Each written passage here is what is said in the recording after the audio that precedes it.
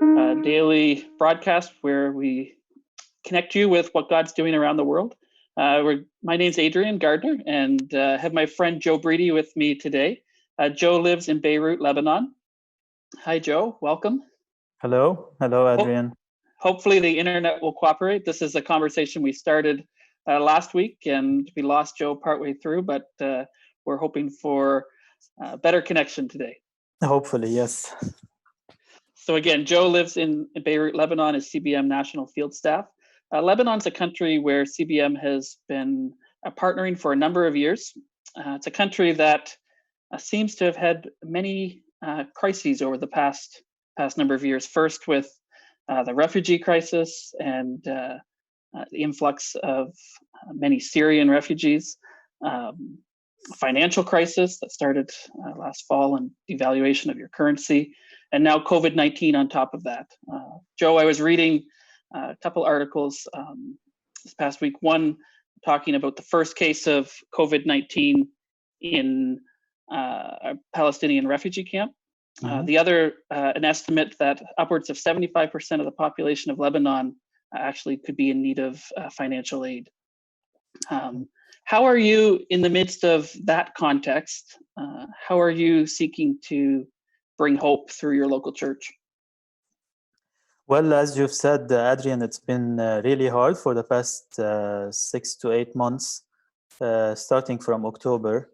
As a church, we have been working with the refugees for the past 8 years, actually, and we've been helping around 200 families, 50 directly with food assistance, and on and off with the others. But since the COVID-19 breakthrough, we have decided that we would also reach out to the Lebanese families, because most of them have been in lockdown with no income or little income. And for the past month, we've seen people laid down from their work. We're estimating now that we have around 10,000 people who have lost their jobs for the past month.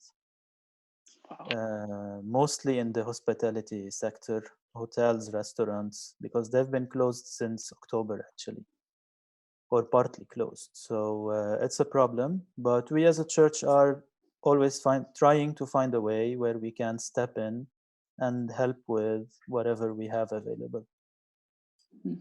So you've continued to support the refugee families, but also now Lebanese families who are in need of aid. Yes. We continue our support, full support for the refugees' families, the way we have started already. And we have included, up until now, 10 Lebanese families directly in our region who are receiving monthly support from our church. Are you able to continue any of your work at the community center? I know that's been a big part of what you do. The community center is now a base where we assemble all the food packages and the hygiene kits. It's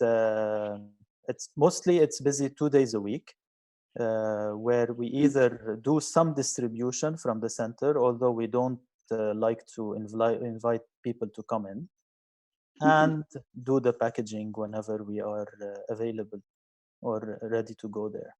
We cannot move freely during the week. We have a system on plates number. It's odd or even. If your number is odd, you can move on Monday, Wednesday, and Friday. So we try to manage this way. Right. So that's your license plate, you mean? On your vehicle? Yes, okay. Yes, the vehicle license plate, yes. Okay. Yeah, it's exciting that you're responding right in your own neighborhood through your local church to the need. But I know your ministry is much wider than that as well. You're involved with the Arab Baptist Theological Seminary, where students from across the Middle East and North Africa come to study. Yes. And CBM has been partnering with ABTS for many years, sponsoring students from across the MENA region. And then they go back. They go home to their home country as salt and light and serve there. It's been exciting in your ministry to hear how you've now coming alongside the graduates. So how do we come alongside the graduates and support them in their ministry when they do go home? And I know at this time of COVID-19, this has been a bit of an opportunity for us and for you in particular as you work with some of these grads. So could you just talk a little bit about where we have graduates that we're working with? Well, we're blessed actually to be serving alongside with the graduates of ABTS. They are amazing people who have their hearts set on their countries and the regions where they come from. Last year, we were able to do some work in Sudan, in Morocco, and in North Lebanon. Mm-hmm. This year, there has been a slight change in the plans, but still, we are working with North Lebanon and Morocco this year so far.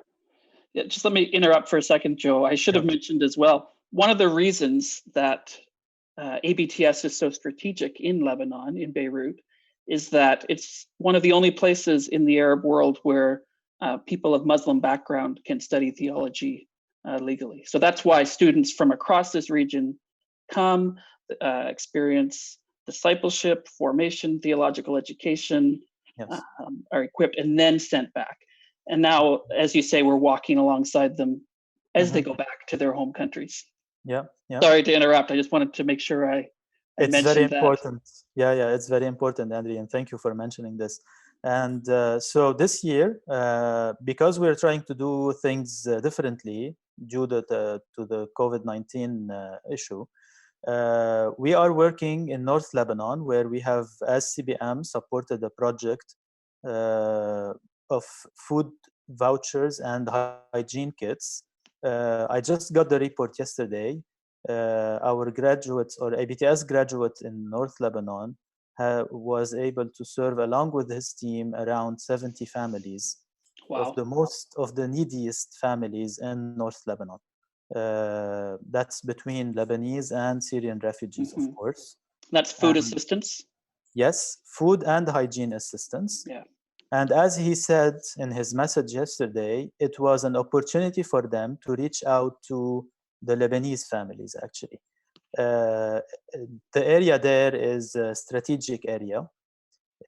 Most of the families there are from non-Christian background, even the Lebanese families. Mm-hmm. And even from the Christian background families, there was some kind of resistance to the church or the ministry there. But with the relief they were offering, this has opened doors for them, even to have contact with the regional authorities there that helped them during the distribution, actually. So they sent the police with them, and they were able to serve the families in the area there. So this is a great blessing. Wow. And it was amazing, as he said. And we're praying now that the doors that have been opened would continue to be open there, and that they would have an opportunity to witness to the families there. The second project we're working on, and hopefully to launch early next week, is the project in Morocco, where the ABTS graduates there will be able to serve around 50 families of the neediest families with food assistance and hygiene assistance. Not all of them would be Moroccans. Some of them are Syrian refugees as well, or Bedouins from the Sahara. Wow. So yeah, it is amazing. It is a blessing. So from your, from this hub in Beirut and this seminary, you're able to help right in your own context through your local church. You're able to help in North Lebanon through an ABTS grad. And it's really exciting to hear how that has strengthened the church's relationship with the local authority. And also further away in Morocco, again, through an ABTS grad. Yeah. It's amazing how God is at work, and the church we're looking also at plans in Sudan now. Okay.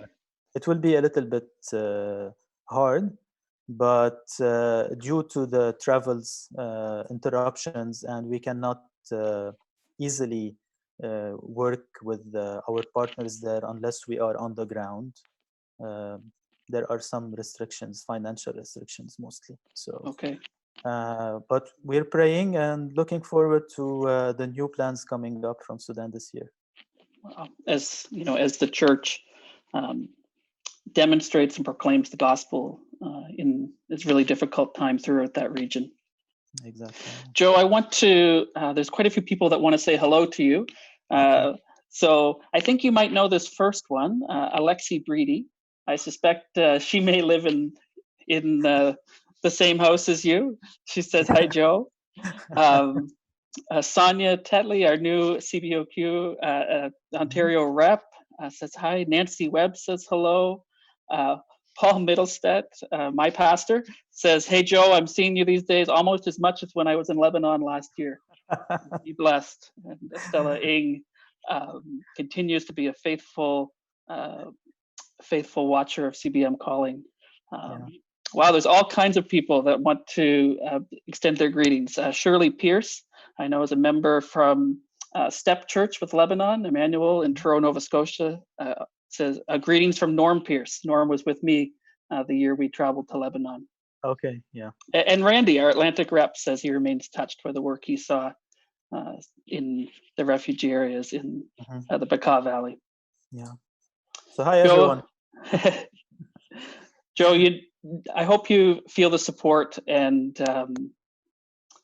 just the connection to the church here in Canada as we partner with you in your ministry in Lebanon and throughout the Middle East and North Africa through that network.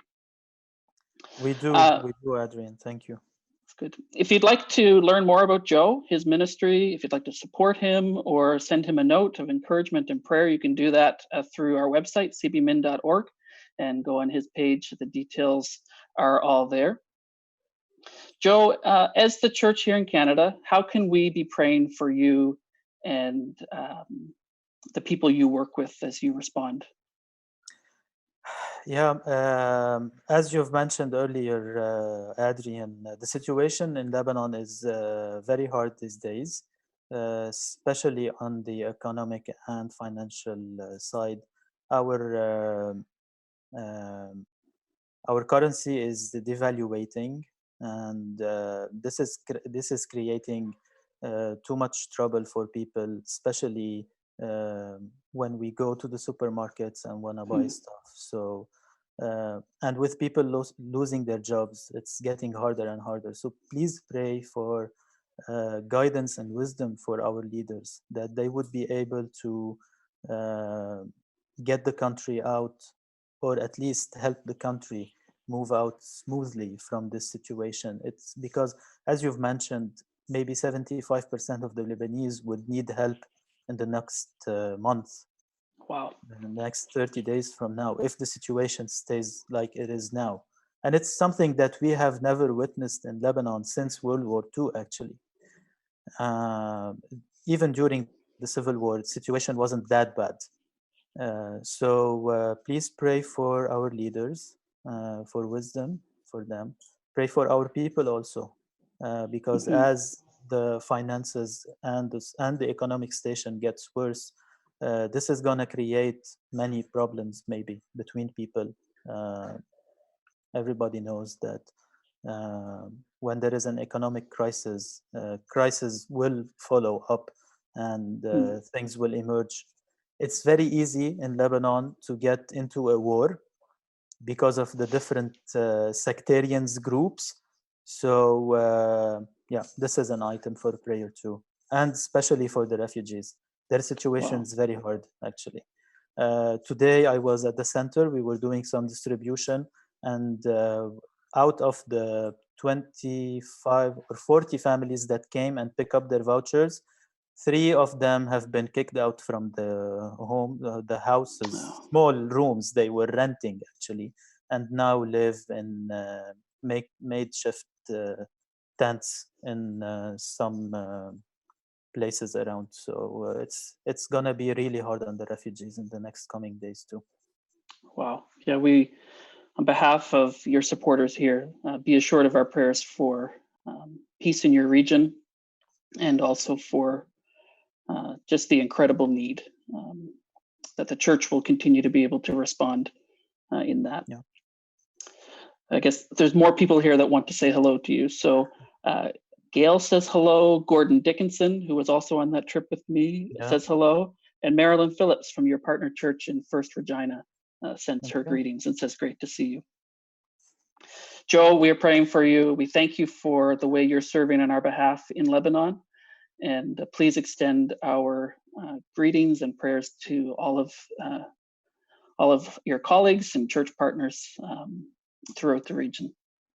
I will. Thank you. Thank you, Adrian. You're welcome. And We're back. Thank you for your continuous support and allowing me this privilege to be serving on behalf of CBM in Lebanon and the North Africa region, Middle East also. It's great. Yeah. We'll back tomorrow on CBM Calling, same time, 2:30 Eastern, with a bit of a different focus. We have Lena and Gustavo from Fireback Coffee, who are the roasters of CBM's Collective Cup. So CBM's Gordon Brew will be talking with them about our direct trade coffee, and that's still available for contactless pickup and delivery. You can order that through our website. But I understand that Gordon tomorrow is going to be learning how to brew the perfect cup of CBM's Collective Cup coffee. So you won't want to miss that tomorrow at 2:30. So thank you again, Joe. And thank you everyone for joining us as always. We will be back tomorrow. So thanks and talk to you later.